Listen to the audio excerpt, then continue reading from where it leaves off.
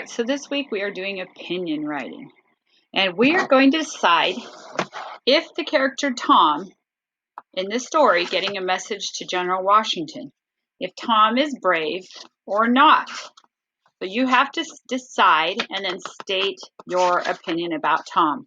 So this story is on page 30 through page 37, and this is a historical fiction piece. So I listened to it and read and took notes this week. I hope you were able to decide if you think Tom was brave or not. So the title of this could be Tom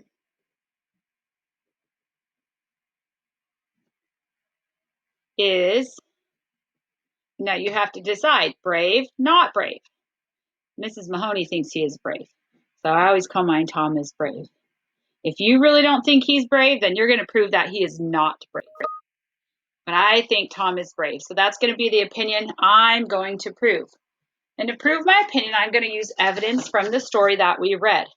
So my opinion, Tom is a very brave character for many different reasons. Now I'm going to show you all my reasons I thought he was brave. And I'm going to prove it in my writing. So I have to look through this story. And here's some things to think about. When all this was happening, it was cold out. It was December. Heavy snow is falling outside.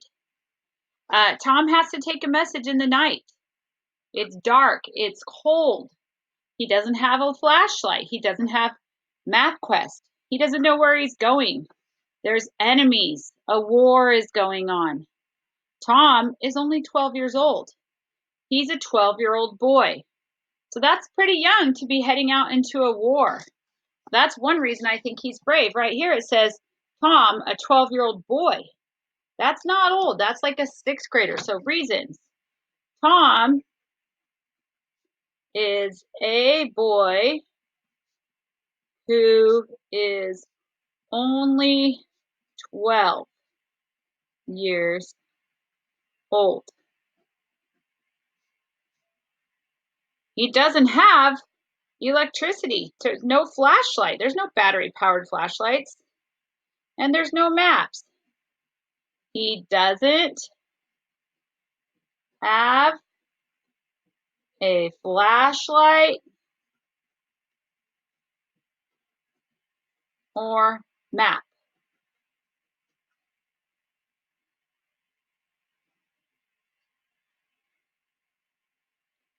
He still volunteers to help. Even with all his problems, he still volunteers to help. He says, I will go deliver the message. All right, so what else proves he's brave? Well, as he's taking the message, he knows he has to leave right away. And it's a long trip. And it's dangerous. Right here, Ben Franklin tells him it's too dangerous. If British soldiers find you, they could throw you in jail. And you're just a boy. Okay, so I could say, Tom is willing to help even though it is dangerous. And I'm going to give some more details about that. If he is caught, he could go to jail.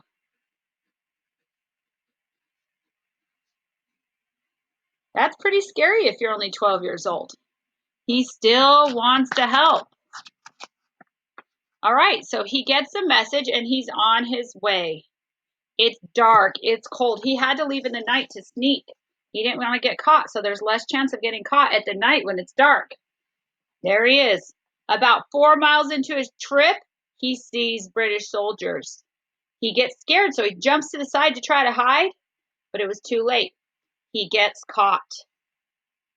Now that he's caught, he could easily say, I'm just a boy. They made me take the message. But he is brave. He looks at the soldier and he says, That's just a grocery list. It's food I'm supposed to get. And when the officer says, what is it for? Tom says, it's for our Christmas feast, a Christmas party. And he tricks the officer.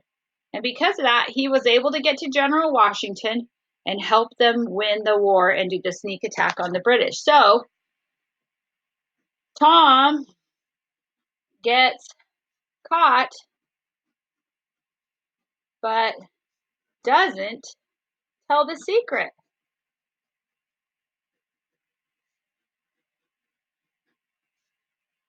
He says the message is a shopping list for his Christmas party. So it is a food list. Even then, he didn't try to get out of it. He stayed strong and he stayed brave. He talked to the British soldiers with confidence and he tricked them. He tricked the British.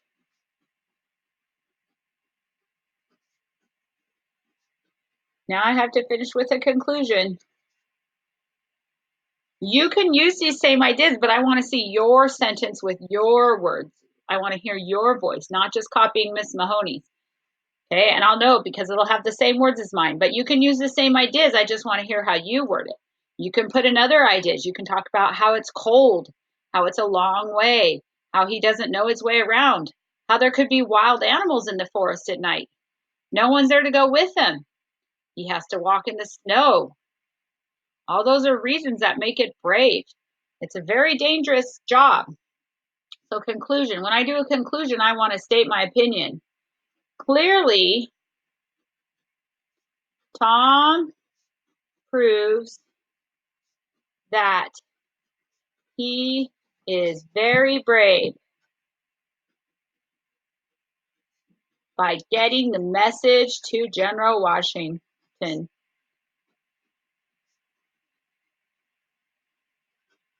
That is definitely brave. I ran out of room, so I'm going to squish Washington right there. Period. Then I checked. Did I use capitals? Capital, punctuation. Capital, punctuation. Capital, punctuation. Capital, punctuation. So I did all capitals and punctuations. Then I could go back and proofread it. Make sure things sound right. Read it to my family to see if they agree. Did I prove my opinion that he is brave? I think I did. I told you lots of details. I put more than one thought in. You guys don't have to do this much writing, but I added more. He's brave because he doesn't have a flashlight. He still volunteers. He's brave when it's dangerous. He could go to jail. He doesn't tell the secret when he's caught. He tricked the British. It's cold, it's dark, it's far, no maps, no cars, no horse. He could get attacked, but he does it anyways, and clearly he is brave. The other thing is he's not a soldier. He's just a kid who volunteered to help. He's not getting paid to do this. This is just him wanting to do good for his country. Now, the hardest part of this assignment is going to be getting it turned in. So at the top, you need to put your name on it. And then you're going to need to put this in your folder or your bag or whatever you're going to turn in your work at the next pickup date so I can read it because I want to see your handwriting and I want to see that you're using capitals and periods. When you type all this out, the computer does a lot of it for you, so then I don't know if you're actually doing it. So go ahead and finish this writing and then get it put in a place where it'll be ready to turn in to me at the next pickup date. You have 2 days to work on this, so if you get bored or get tired or your hand aches, you don't have to do it all at once. Pace yourself. All right, and use your grown-ups, but don't let them tell you what to write. I want to hear your voice. Have a great day.